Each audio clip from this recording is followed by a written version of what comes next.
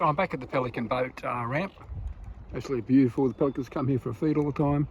You're not allowed to feed them. Beautiful afternoon down the south coast.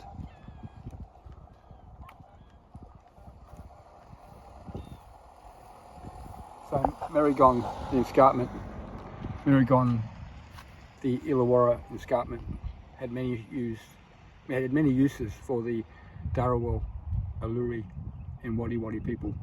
It held stories in the rock that it scattered inside the escarpment.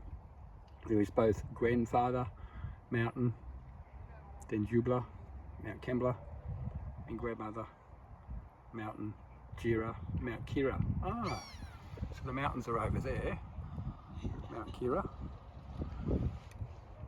And Macquarie Pass is known as a trading route. Yeah, well that's a great little route, but they close it off all the time.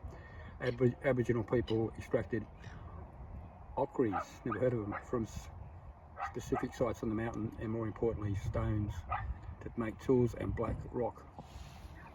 Okay. Anyway, I'll come back and read that later. Look at these beautiful specimens of pelicans.